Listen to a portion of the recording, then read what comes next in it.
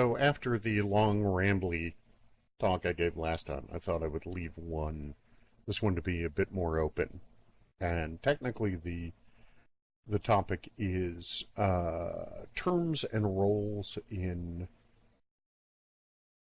BDSM. Um, there are a lot of terms that get thrown around. We talked a little last time about the trade-off between what is convenient about sort of everybody basically having the same vocabulary and the associated cost, which is people get sort of pigeonholed and you mentally try to stick people into categories that they don't necessarily fit into.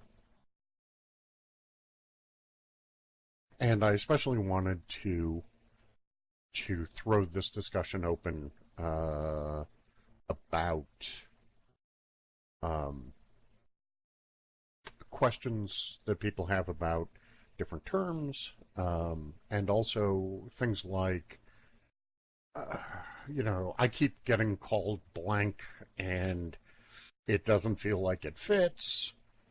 And also I'd like to hear about terms that people really don't like when it's applied to them. And sort of picking apart the why. Not that you have to sort of bare your soul about it, but just that, sort of getting into the weeds about how well or how badly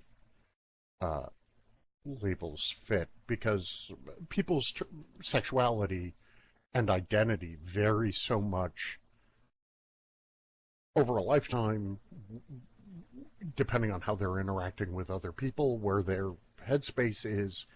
You can be the highest high protocol dominant on the planet and, not allow eye contact, and 12 hours later all you need is a hug.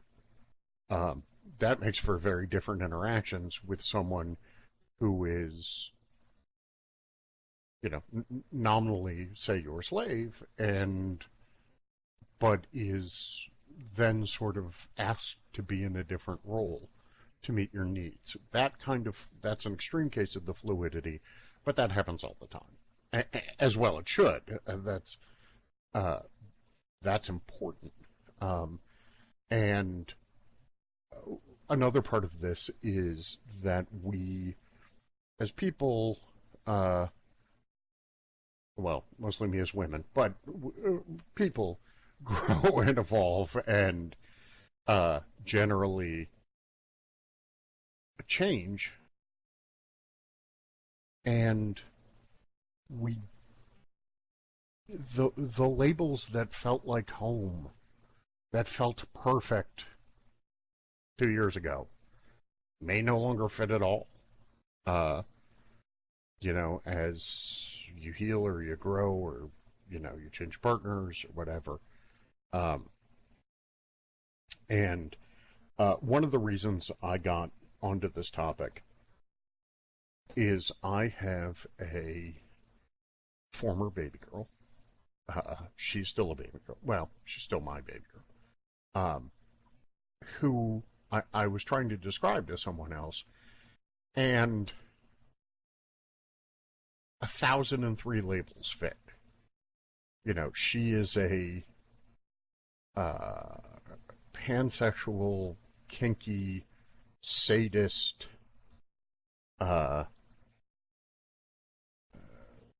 impact player, bi, switch. And that just sort of, she is now married to her dom, who is also a switch, who is a submissive pony player, and she often ends up topping and or dominating him, although the dynamic is usually the other way. And then sort of, as another level of complication, I am still and sort of will always be her daddy.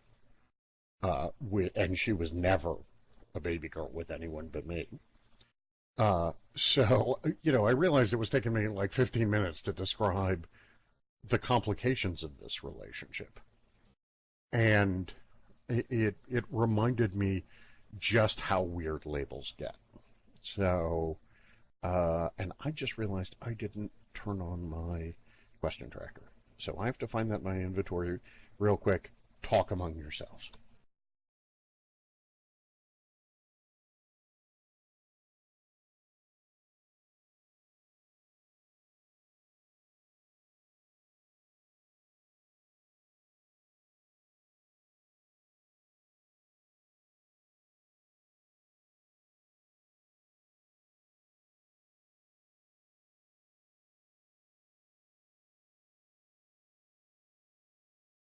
Okay, we are golden.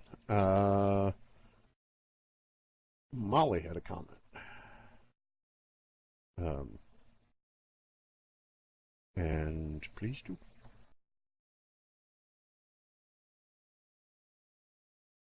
Or is that leftover?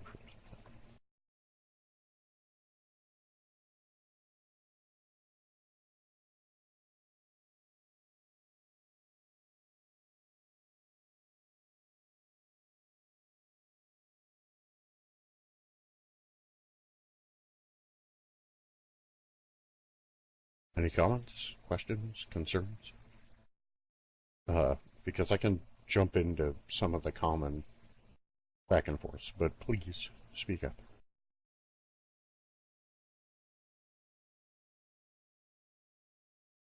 And I also wanted to check to see if this is something people wanted to talk about, or should we break for lunch? I think it's All right. Well, if Celeste says we go ahead, we go ahead. okay, we go ahead. This has been a bit of a topic of conversation already. But one that comes up a lot of the time, especially with people new to the lifestyle, is maybe the oldest debate in the community is uh, what's a sub and what's a slave and what's the difference? And then the complicating, what's a baby girl? Um, and the complication to that, what's a little? And I think of everybody has a different definition. I will be the first to admit this. This isn't, I am not the authority on this, and I do not claim to be. My only claim to expertise in this is, uh, spending a lot of time in the community, uh, and um, and having been active in several different communities in different parts of the country, which has given me a chance to see where the overlaps and differences are regionally, somewhat. So, um, submissive to me uh, is a general term, and it is obviously the flip side of a dominant. And it's my 5-year-old looking for me, my 3-year-old looking for me. She is a very different kind of baby girl. Uh, and and pet is in there also. Submissive is a term for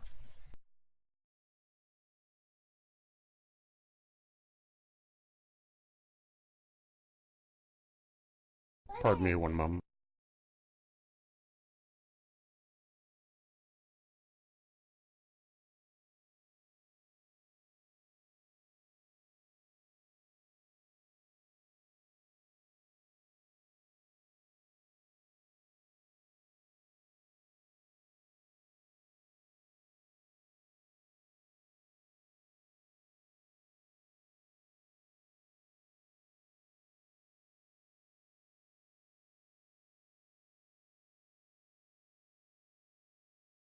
Sorry for that short intermission.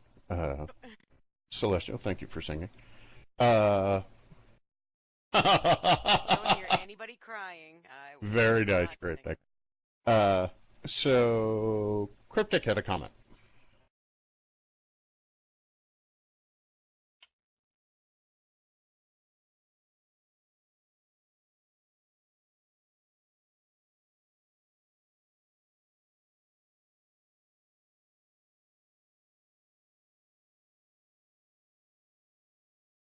Cryptic says, in traditional roleplay sims, there's the concept called IC, meaning in character. As far as BDSM here and in real life, there is the term scening, I think. Many people seem to sort of bleed over from SL into RL and both together, and we don't really make a distinction as to what realm we are in. And the voice thing, not a criticism, makes it more difficult to differentiate because it's so immediate, and sometimes it's assumed that this stuff involves the real life person doing the scene, where I would do stuff in SL that I sure as hell would never do in real life. That is a great point. Um, it used to be in the dark days when dinosaurs roamed the earth before the internet, um, that this exact same issue used to come up in terms of what is uh, what is fantasy, what is a scene, what happens in a scene, and what happens in one's what we would now call real life, um, our day-to-day life, our vanilla life. And there's always been some bleed over. And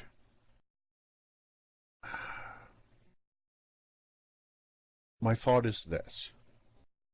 Um, it is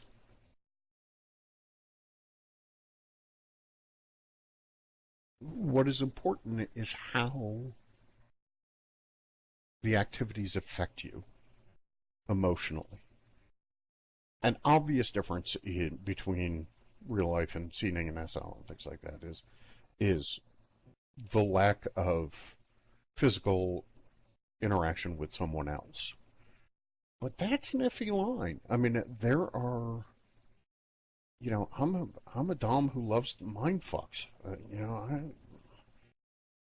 I don't have, I don't have to touch a partner to do some real damage. I don't even have to be in the room. Um, that that doesn't make me.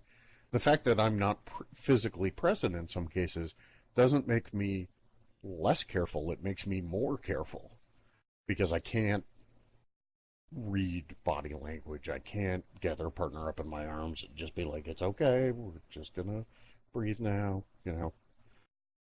Um, so that's a really important point that Cryptic's bringing up, which is, and I sort of think of Second Life as a way to.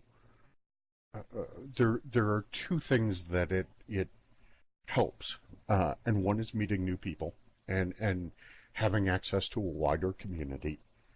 But the other one is to give a more immediate sense and feedback to fantasy play and to make it more real because you have the ability to do things that you couldn't necessarily do physically, but now you can do visually with an avatar and with a partner's avatar that, um, I mean, unless your, real life partner is a, you know, 8 foot gorilla with a horse cock. I mean, the options outside of, SL are limited for making that sort of play more realistic, and SL is one of the outlets for that. Did I wander off the reservation on this topic, or does that answer some? Is that part of the discussion of your Comment, Cryptic.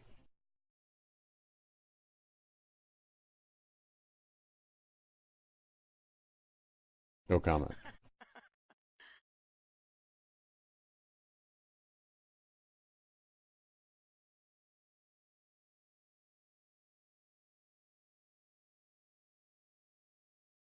No, I don't have a horse cock. I said I was hung like a horse thief. That's completely different.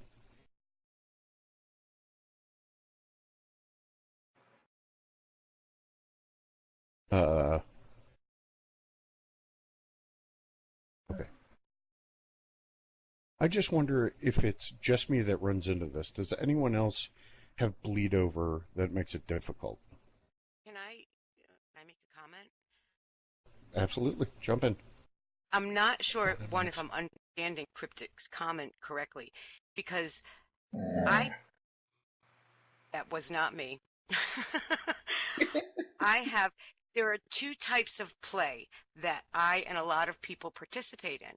I will participate in just role play, where I'm just sitting here and I'm Miss Megan in the South and we're getting robbed or whatever, or I'm a cheerleader and and that involves no real life. And then there are people that you have real life connections with that does involve real life. It doesn't The role play doesn't bleed over into real life because it's just role play. The real life comes in when you're with The someone real that, life bleeds into the role play. yeah, there we go. Does that make sense? That's an excellent point because there is. Let me put it this way: if you are role playing worth any sort of damn, you are probably at least partially. You are certainly sexually invested, but you are also probably somewhat emotionally invested, and that is your heart, that is your mind, and that is real life. You may separate it from the rest of real life, but it is you know No, a, a, um, no, no, not necessarily. Cryptic said, so I guess most people are doing this stuff with people they know personally in real life. Not necessarily. You can sort of build a relationship or have play with partners. Here's a great example. You have a really intense scene. You happen to be submissive, and it ends badly. And it's not someone you know in real life. It's not tied to your world. You go to work the next day or whatever. You're the one living the subdrop. And in that sense, it's impossible to keep them apart. Unless you have multiple personality disorder, at which point you have other problems. So there is you can keep information separate between real life and SL and scene. It's really hard to keep. You are the common element in each of them, though, and you naturally bring some over either way. And does that make sense? Is that cryptic?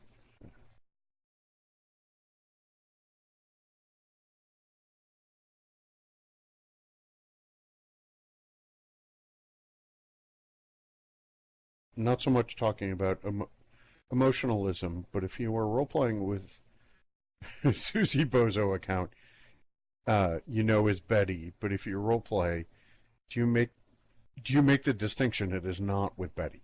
Gotcha.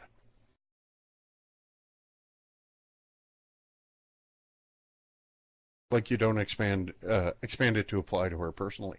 Often, because cheating often involves fantasy. You know, the you suppress your knowledge of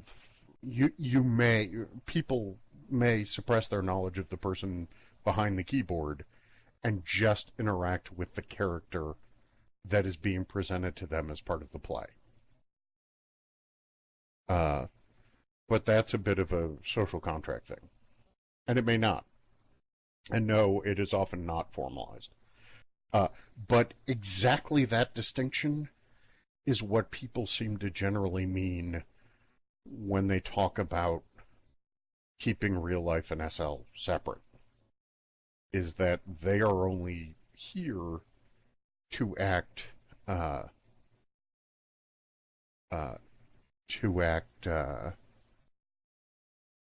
in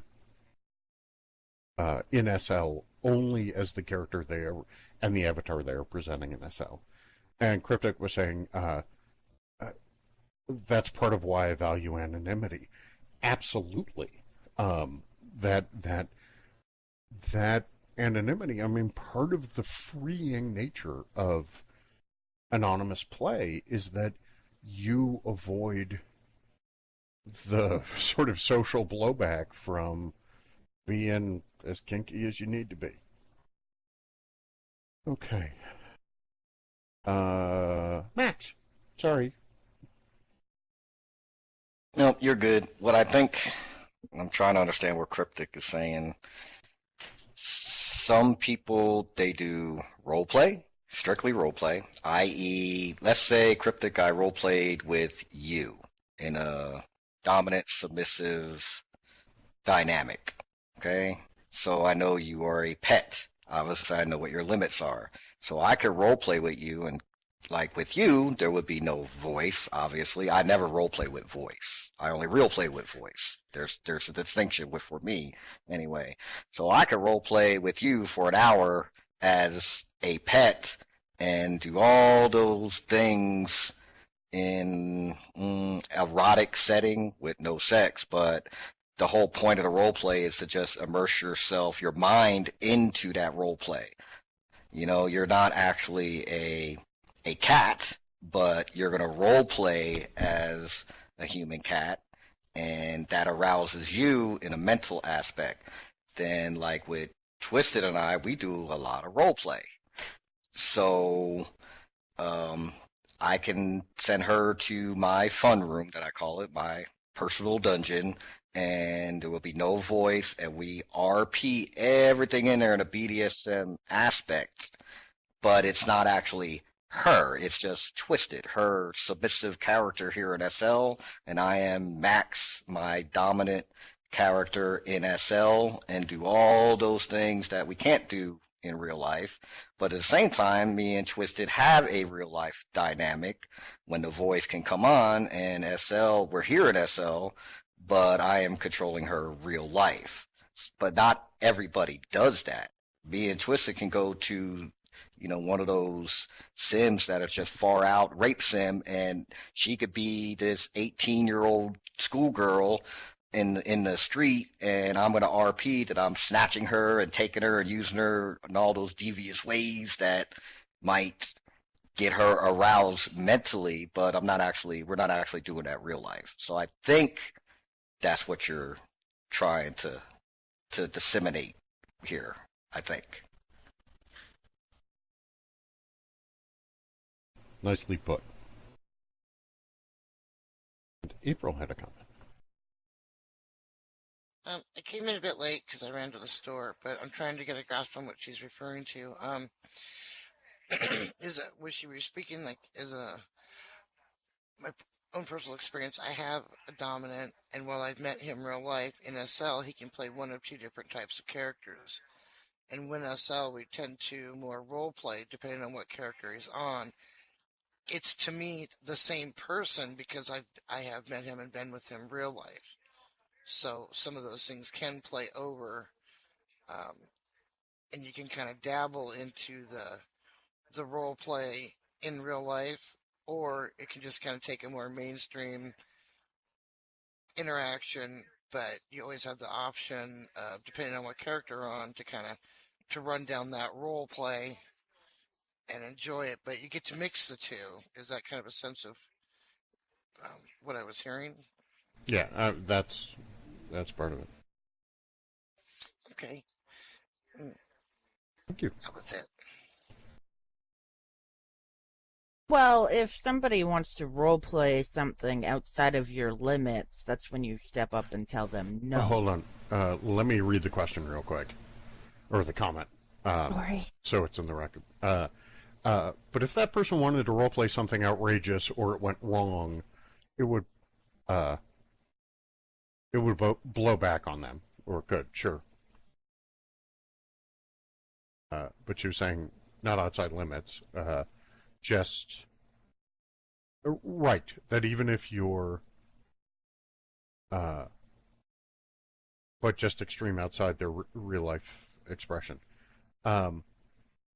That's one of the nice things about fantasy, is that there is, sure. And she was saying, right, a guy doesn't want to be seen as a rapist if they're role playing as raping. Absolutely.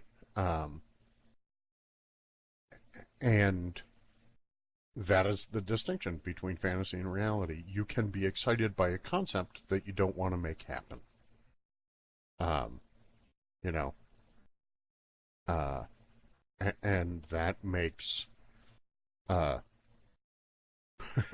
if you ever get the sense that,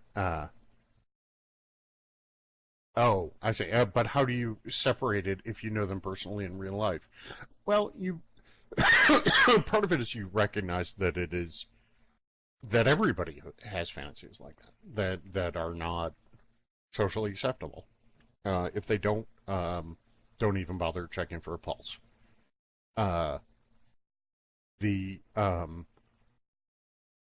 Whether they want to admit it or not. This is the kind of thing you talk out. Max just said it. Communication it is important to, assuming you are willing to play with them in a setting like that, to make sure that they understand that this is a safe space for them to express themselves. Whether they, and also to be able to end the play if it feels like it's too much, and be like, you know what, no autopsy, no foul. This is, this didn't quite work out, but, I'm glad we explored this. Is that helpful? Okay, awesome. So, we were talking a little bit about, or we were trying to, I'm sorry, Sel had a comment. Just quickly, not to keep going off topic, but I just wanted to tell Cryptic, you make the distinction with somebody in real life the same way you do in real life when you're with your partner and you guys role play rape, or role play he's the daddy and I'm the baby girl, or role play strangers meeting up and having sex. You know that person isn't really your gym teacher, your daddy, or your rapist. It's just the setting that you choose to use for that scene. No, and Cryptic was saying she brought it up because I've had it go wrong. Yeah, I mean that is one of the joys of and they came back on me like it was my real personality. Yeah, that's a problem. And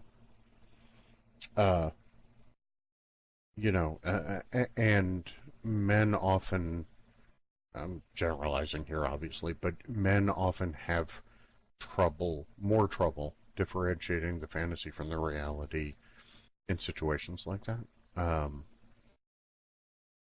Just because a partner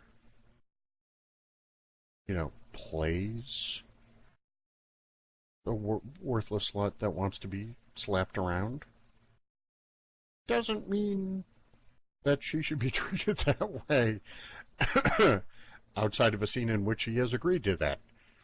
Men often we'll lose sight of that, especially if it's a regular roleplay partner. Twisted had a comment.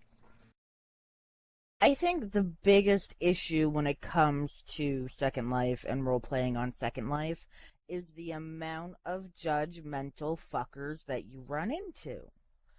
That if you do A, B, or C and they have something against B, they are going to shove their opinion down your throat instead of choosing to disagree or to whatever Willow says.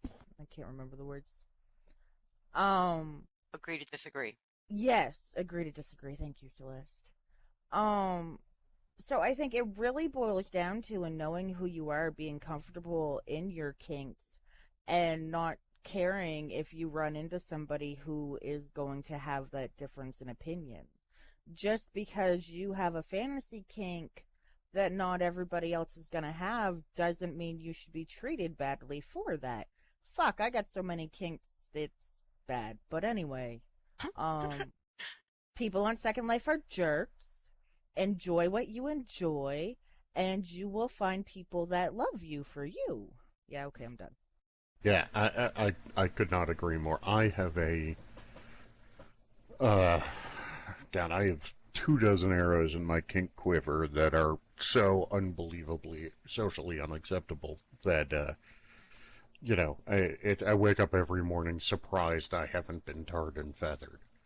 So, yeah. And there is something, to the point where I'm very hesitant about with whom I open up about those things. Very few people know my darker side, and I've had people simply walk away from me when they find it or condemn me. And I get it, but it is. These are not things I have chosen. These are things. These are parts of my personality, and yes, I have actually had that. Cryptic was saying, "Go tell your real life friends." Yeah, and it is horrible. And it is one of the reasons why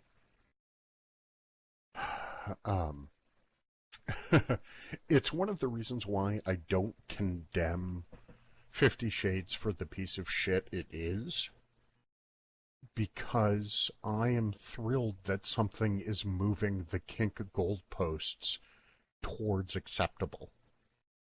As a professional writer, and even more so as an editor, I am simply horrified by the content. But that's a professional opinion. So anything that starts out as Twilight fanfic isn't going to get better, no matter how much you polish that turd. All right, ran over. Max had a comment. Yes, sir. So going sort of back on topic, but staying with what Crypt's talking about. So these roles and labels, etc., etc. So most people come to SL and they end up in all of these super, dark fantasy, sex, fueled sims because, well, they're kinky. That's just the bottom line. They are kinksters. So that's my opinion is everybody came into SL and they might not have any experience in real life, dominant, submissive lifestyle. They're just kinky and they're dirty fuckers that just want to get their freak on. Then they came into SL and all of a sudden they hearing all these labels. Oh, I'm a dominant. I'm this. I'm that. So one of the biggest issues is nobody really has any education in the lifestyle. They never read about it, never did anything. They're just going off of what they see here and the behaviors that they see here in SL. And that's probably one of the biggest things. So the threshold is everybody's kinky. If you're sitting in his room right now, you're probably kinky. Okay, it's going to be safe to say in some form or fashion, and that's where you kind of learn what you are. So I could come into SL, be kinky, and I have a dominant personality, so I think I'm dominant. But it might end up where, so I'm not really dominant, because that's a very big word to be, I'm a dominant. I might end up where I'm just a very kinky person and just have certain kinks that I like, but I could never really have my, a collar submissive, because that's, if there's a responsibility goes with that. Just like being a submissive and having a dominant, there's a lot of responsibility being a submissive. So the whole labels thing, baby girl, what is a baby girl? Well, it's just a certain personality. So, that's the main thing with SL is you were coming in here kinky, so don't get upset if you're RPing with somebody and they try to say things to you, because they're probably just not very educated in the lifestyle at all. That is probably the biggest thing. That's why we have these type of discussions. Not just, you got to learn about the lifestyle and understand it in order to RP it like you do, because your fantasy is to be a pet in that respect. Or if you're going to RP whatever you're going to RP, at least you got to have some knowledge of what the hell you're doing. It's not about just grabbing a leash. You got to know what you're doing. You can't be a firefighter and have no idea how fire works. So that's kind of how that goes. I'm done. Yeah, excellent point. Fate, maybe. Yes. I have a problem. Like, somebody would ask you, so what are you? Are you a baby girl? Are you this? Are you that? It depends on who you meet. Well, for me, it depends on who it is. Like, to some, I'm a total baby girl, but then there's others that have been in my life that I feel so slave-like to. Yeah. It's hard to put yourself in a box and say what you are, because it just depends on the chemistry with the other person for me. Absolutely, and it is. That was sort of the jumping off point for this conversation, even though we have wandered a bit far afield. That's fine. That's what these conversations are for. Celestial. My comment was one, something Max said. It's a lot of responsibility in real life to be a dominant or a submissive. It's a lot of responsibility in SL too, because this submissives do go, and I'm looking at Cryptic like she knows I'm talking to her. Submissives do go into like subspace and have sub drop. This for a lot of people, this is not just a role play. This is some place where they come to be who they can't be in real life. And yes, I would have these conversations with my real life friends. I have real life friends in SL that know all about what I do in SL. And my SL friends that I've never met in real life are also my real life friends. If there was anything I could do for them, if they were close by, we would be having coffee and talking about how many times we got to come or didn't get to come. Yes. Would I have those conversations with everybody in my life? No, because not all of them are that way. Just like I wouldn't talk about Game of Thrones with everybody, because not everybody enjoys Game of Thrones. But this is a real part of, for me and a lot of people I know, of who I am. So the distinction for me, like the role play to me is like an actress going off and acting out a scene in a movie. And then the real stuff is her going home and being with her husband and her family, if that makes sense. And I'm done. It does. Although for people who have limited outlets in their real life, that this is, for a lot of people, a place to be more truly who they feel they are, without the societal limits, without the expectations of others, without social norms, without and Judgment. yeah, and um, uh, and there is something about um, if that's your only outlet, that's the hand you play. That is the most emotionally healthy response. and you sneak in little bits into your real life the way you can. You know, if you are, uh, um, you know, if you are a pony boy and you have no outlet for that, I mean, it may be, you know, the only way you can get it into your real life is, you know, having a bit in your teeth when you jack off.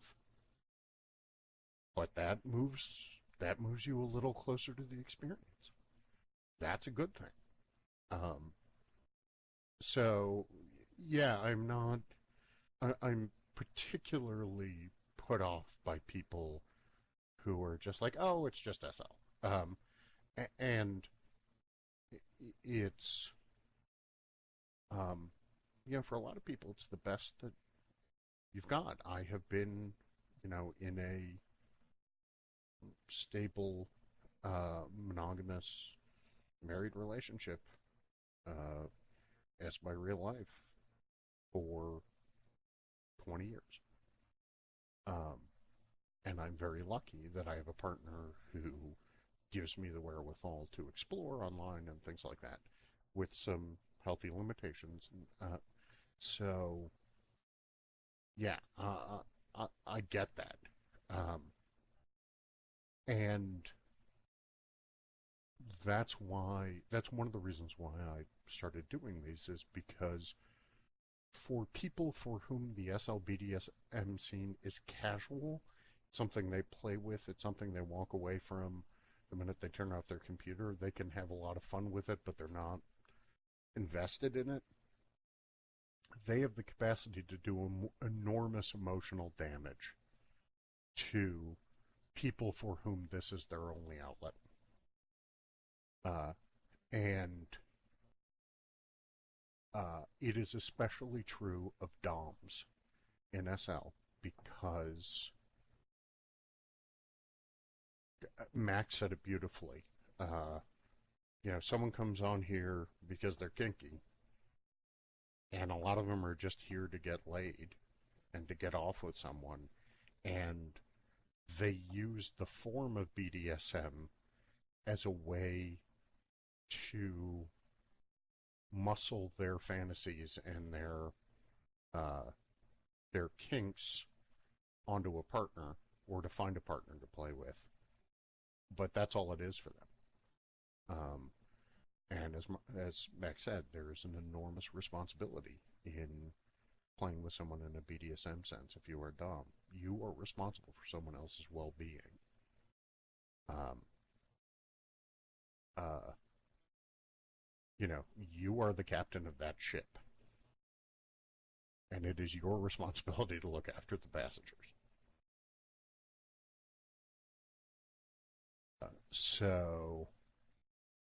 Yeah, I'll climb down off my soapbox there. Um, does anyone have any questions about? I suppose we can kick around sub, slave, pet, baby girl, uh, type things. But does anyone have any other terms or general questions or concepts they're sort of fuzzy on or just want other people's opinions on?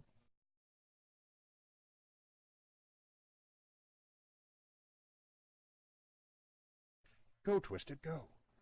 I'm going to get on my soapbox for a minute because I'm really good at it too, Rick.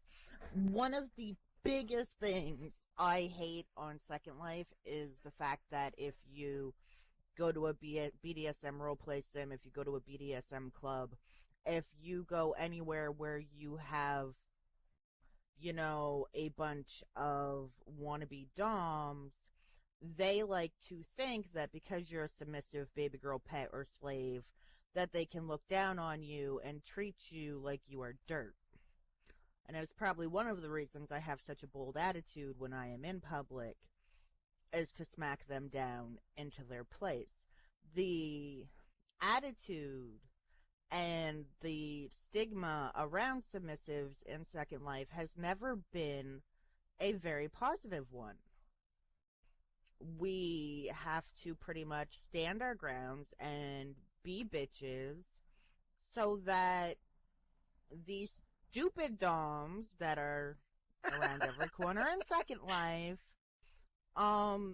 don't walk all over us because they think they can, simply because they are dominant. And I think for me, as a submissive, right. And for me, as a submissive, I think one of the most important things that I've had to become comfortable with is not caring what they. Right. Exactly, Cryptic. We are not doormats, but there are many out there that want to treat us as such. And so you kind of have to get comfortable with who you are as a submissive so that you can look at those that want to judge you and pretty much tell them to fuck off. I do it on a regular basis. It's actually a game of mine, but that's my soapbox moment. I'm done. Excellent. And this is a phrase that I heard. This is not just a problem in Second Life, unfortunately. And this is a this is a phrase that may come in handy for submissives, which is, without me, you're just a bossy asshole looking for a place to jack off. I might need to steal that one. Yeah, it's that the best way I have ever heard it phrased, I think, is and this was a male sub who said, I'm a submissive. One of the things I love about being a submissive is I like to control the fuck. And I asked him what he meant by that, and he said that I may not be making the decisions, but everything that is happening in that room is about me. And that, I think, is a wonderful way to look at a scene and interaction. You know, we as Doms may be driving the bus. We may be, you know, we may be navigating the route. But the only reason why we are there is because of you submissives. Nicely put. Cryptic says, the Dom steers the ship, the sub is the ship. Yeah, very much so. And in terms of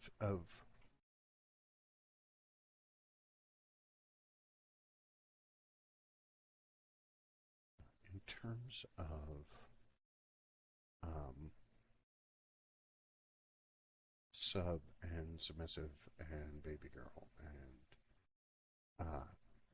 I think we may have to push that off for the next one.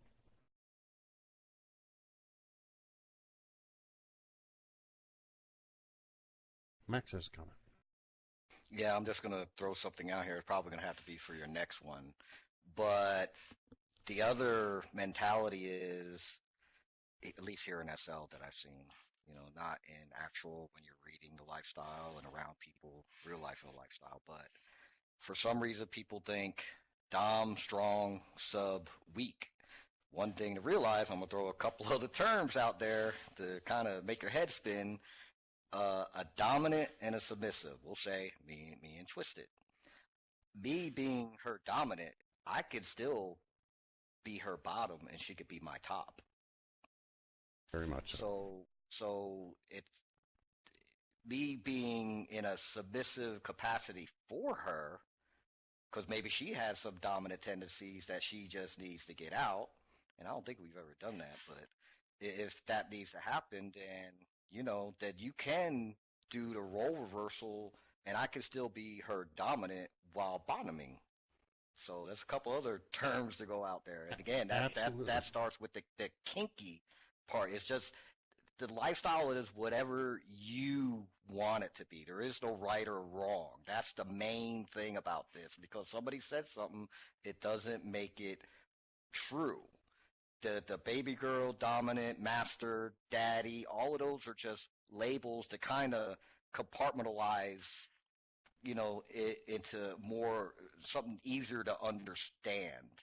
It doesn't make it all right because Twisted baby girl, she's submissive. Sometimes she's more a slave mentality, and sometimes she can just be a bitch. It's just kind of Oh, it's still two human beings, and we are all different and have our own persona. Done. I will give you a great example of a dom bottoming. Technically, tops and bottoms. In a scene, a top is just defined as the person doing the action, and the bottom is the person receiving the action. And in most interactions, dom and sub match up nicely with top and bottom. I put you over my lap. I am the spanker. You are the spanky, unless I really screw up. And so I am the top in terms of I'm the one acting on you. Here's a great example. Um,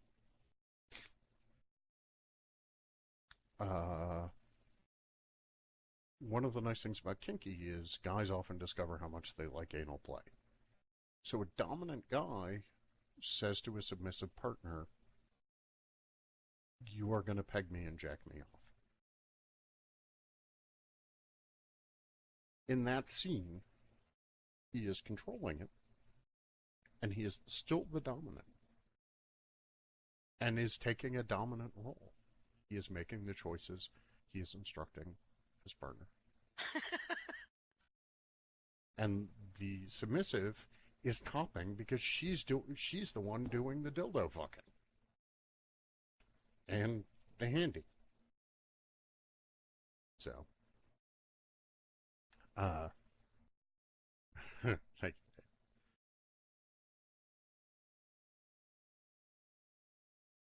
So, is this a decent stopping point, do we think? And should we... Oh, I take it back. Fate has a comment, and then Twisted. Or did I get Fate's? Nope, I cancelled it. Okay. Twisted?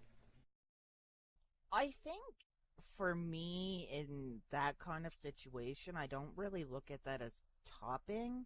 I look at it as pleasing because I like to please and I like to serve. No, Fate. And Exactly. so for me, I would still feel like I was on the bottom and he would have Fate, you're distracting me. He would still have all the control in the situation. Right. He's still the dominant. And but you are the actor. You are the one doing something to him. So technically you are topping. Topping and bottoming isn't necessarily a power imbalance term. It is almost a grammar term of who is doing the action and who is receiving the action.